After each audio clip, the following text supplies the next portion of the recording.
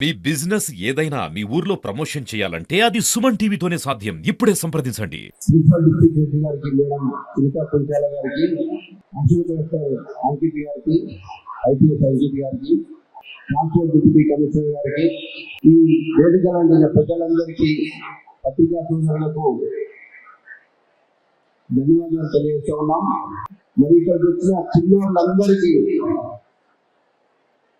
Police department తరఫు నుంచి మా ఆశీర్వాదాలు.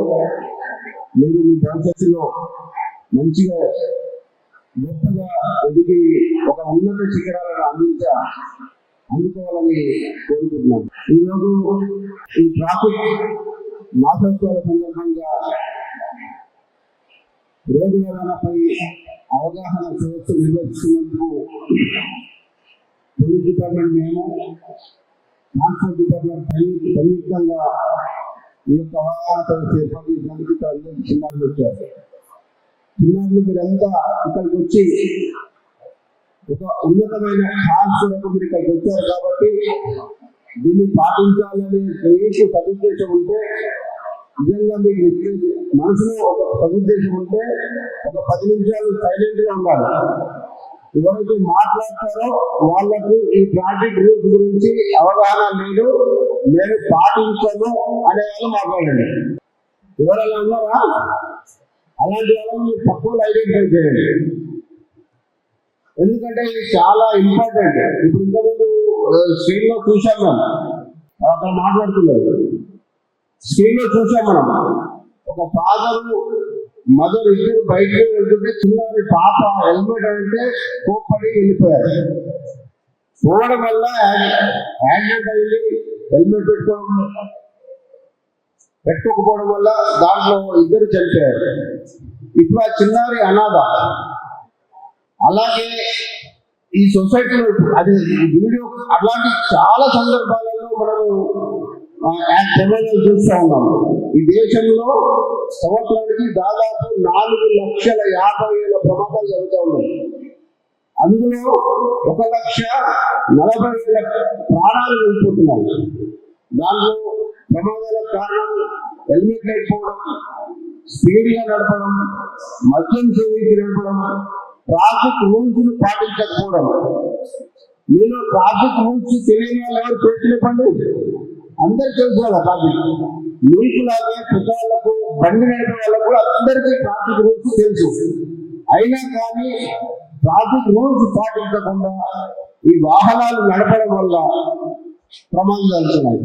అంటే తెలిసి కూడా ఇలాంటి రూల్స్ పాటించకుండా నెగ్లిజెంట్ గా నడపడం వల్ల ఇలాంటి ప్రమాదాలు జరుగుతాయి. అంటే దేశంలో 1,40,000 మంది పిల్లలు, చిన్నారులు అనాథలు అవుతున్నారు. మీకు ఇలాగే తల్లిదండ్రులు ఉంటారు కదా అందరికీ. అందరూ 1,40,000 కుటుంబాలు అనాథలు అవుతున్నారు. మరి మన పేరెంట్స్ అలా బండి హెల్మెట్ లేకుండా, సీట్ బెల్ట్ లేకుండా, మద్యం సేవించి నడపడానికి మనం అలో చేద్దామా? మీరందరూ బయటికి వెళ్ళేటప్పుడు ఇంట్లోకి వెళ్ళి ఫాదర్ బయట నుంచి వెళ్తే హెల్మెట్ లేకుండా నడపకూడదు అని నేను గట్టిగా చెప్పండి. నానా మీరు అలా వెళ్తే నేను అనాథం అవుతానని చెప్పాను. ఖచ్చితంగా మీరు మీ తల్లిదండ్రులను ట్రాఫిక్ రూల్స్ పాటించే విధంగా మీరు మీ కుటుంబానికి చైతన్యం చేయాలి. తెలియని వాళ్ళు రోజు మనం ప్రమాదాలు చూస్తున్నామా? మీరందరూ ఇంటికి వెళ్ళి ట్రాఫిక్ రూల్స్ పాటించి బండ్లు కానీ వెహికల్స్ నడపాలని మీ తల్లిదండ్రులకు, మీ చుట్టుపక్కల వాళ్లకు. ఇక్కడ వచ్చిన దాదాపు 2,000 మంది విద్యార్థులు ఉన్నారు, చిన్నారులు ఉన్నారు. అవునా? 2,000 మంది, ఒక 6,000 మందికి చెప్పగలగాలి. దీని ఒక ఉద్యోగం లాగా తీసుకెళ్ళాలి. ఒక కుటుంబము తల్లిదండ్రులు కోల్పోతే మీకు చదువు చెప్పించే వాళ్ళు ఉండరు, కుటుంబము ఆహ్లాపాలా చూసే వాళ్ళు ఉండరు.